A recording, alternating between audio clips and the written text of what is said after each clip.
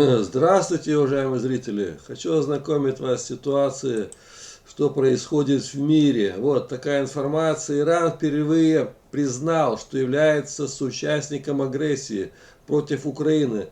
Там, видите, на средней фотографии Путин сидит с Раиси и обсуждает поставку иранских беспилотников. Иран впервые признал поставку беспилотников России. Глава иранского МИД сказал, что это произошло до войны еще в Украине. Так, вот эти беспилотники. Так, Ереван, 5 октября, новости Армении. Министр иностранных дел Ирана Хосейн Амир Абдуллахиан признал, что страна поставляет России беспилотники. По его словам, эта поставка была еще осуществлена до начала российского вторжения в Украину. Мы передали России ограниченное количество беспилотников за несколько месяцев до войны в Украине, сказал министр.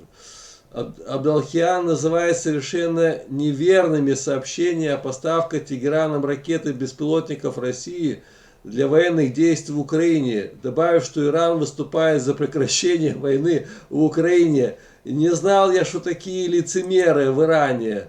Не знаю, уже весь мир понял, что это Россия, это террорист номер один, которые бомбят иранскими шахедами 136-ми территорию мирных городов Украины. А второй вот этот сидит рядом с ним тоже такой же террорист Раиси, который поставляет эти ударные беспилотники и является соучастником этих преступлений.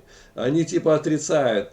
Тегеран не останется равнодушным, если появятся доказательства об использовании России иранских беспилотников на войне.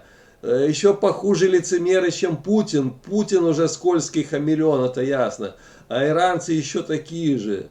Так, заявление главы МИД иранского МИД прозвучало на фоне обсуждения в течение нескольких месяцев использования России иранских беспилотников в Украине, в том числе для атак на энергетическую инфраструктуру и гражданские объекты. В последние недели, да, возросли атаки этих беспилотников на объекты гражданской инфраструктуры в Украине, в частности, использование дронов иранского производства Шахид-136. Россия отрицает применение иранских беспилотников в Украине.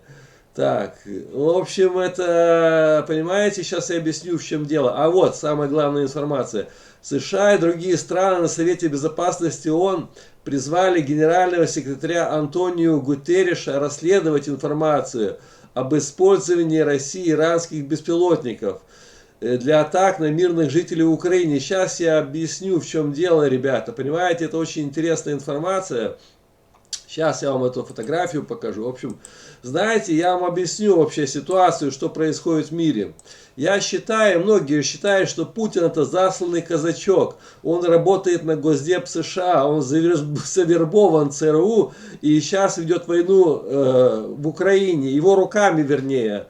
Штаты ведут руками Путина войну. И там, как сказать, уже надолго эта война. И понимаете, и сейчас такая статья информационная, что Путина специально послали на встречу с Раиси, чтобы подставить иранское руководство, конкретно вот этого президента Ирана. Путин засланный казачок, я вам скажу, 100%. Он работает, говорю, на ЦРУ. Это железобетонное, я скажу. Поэтому он затеял эту войну. А теперь он еще и поставляет Иран. Сейчас Иран ему поставил эти беспилотники шахиды. Ведутся расследования в ООН. Сейчас уже все подтверждено будет, что да, Иран продал России как террористу эти беспилотники. И уничтожаются мирные города. Все, бомбят, и много раненых, убитых, и электростанции. Все это большой ущерб. И все, Иран будет признан страной-террористом.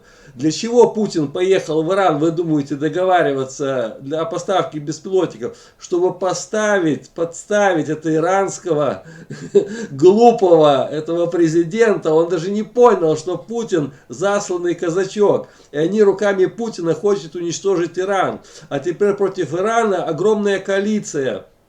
Уже стран собралось, чтобы наказать Иран как террориста, как агрессора. А Раиси-то не понял, он думал, что Путин друг ему, а Путин работает на глобалистов, ребята, я скажу. Он такой парень непростой. Он, говорю, война это идет для чего? Для полного уничтожения в мире. В общем, это хаос в мире, понимаете? Он работает на всю мировую мафию, на все эти мировые правительства, как бы. Он и есть этот самый враг номер один в мире. Его считают террористом номер один. Умные люди поняли, для чего он, Путин, начал войну. А Раиси-то, наверное, не в курсе. И теперь все, Раиси кирдык будет. Он тоже соучастник Путина. А Путин его и подставил стопроцентно, я говорю, железобетонно. И теперь вся группировка НАТО, Америка, все страны арабские объединятся против этого Раиси, Хамини, и будут бомбить эту территорию, и объявят им войну до полного уничтожения этого режима. Вот что мне хотел объяснить, ребята. Говорю, ситуация в мире очень интересно складывается. Говорю, не все так просто, как многим кажется. Ну и вот еще такая информация, что США однозначно станут на сторону Азербайджана в случае провокации Ирана. Если Иран нападет на, как сказать, на территорию, ну, начнет атаки беспилотниками или камикадзе, этими самыми своими шахедами Азербайджан, то американцы станут на сторону Азербайджана и поставят ему вооружение, в общем, все, что можно. Так, вот такая информация. Сейчас зачитаю. Об этом заявил Пол Голб. Я знаю, этот мужичок часто делает такие заявления. В последнее время Иран ведет себя крайне неадекватно в отношении Азербайджана. Да, военные учения были сейчас проведены возле границы. На самом деле Иран играет мускулами для якобы устрашения Азербайджана. В случае продолжения и ухудшения ситуации военной провокации Тегеран и Вашингтон однозначно встанет на стороны Баку. Америка будет за Баку воевать.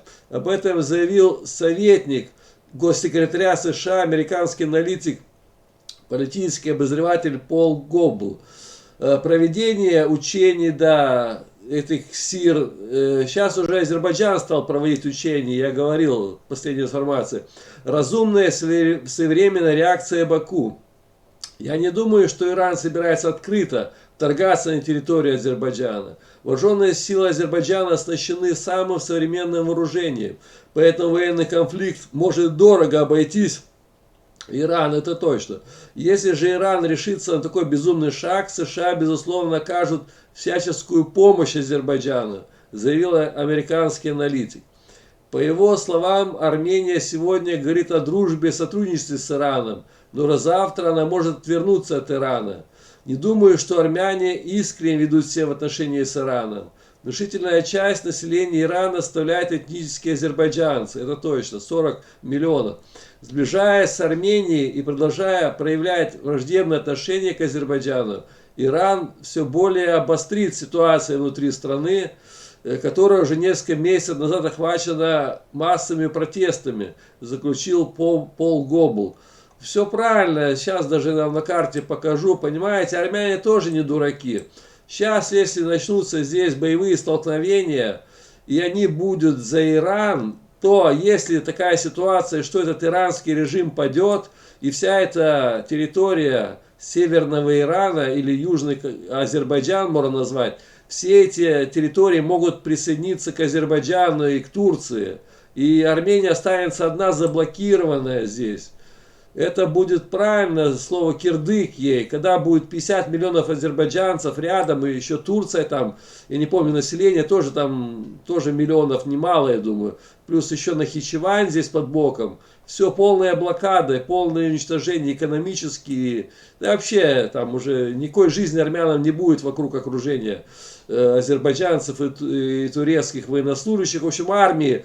Там такие армии будут стоять рядом с Арменией с ее 3 миллионным населением, что им точно надо руки вверх и сдаваться прямо. Все условия принимать уже. Там никто не поможет, ни Путин, никто уже. Уже все. Если вокруг такая ситуация будет, вокруг Армении, им придется просто сказать, мы все, мы капитулируем, все законы принимаем, Ильхам Алиев, давайте все документы мы подпишем, мы все, мы за вас, мы друзья, мы, в общем, все коридоры. И все, Азербайджану никаких коридоров не надо будет. Вот, коридор уже будет территория Ирана здесь, не надо будет зангизурские коридоры, все, спокойно друг к другу едьте, и уже два народа объединятся, там Очень много азербайджанцев, которые хотят воссоединиться своими родственниками. Еще Турция подключится. Я говорю, ситуация очень интересная сейчас складывается. В общем, вот такие новости. Всем спасибо, всем пока, до новых встреч.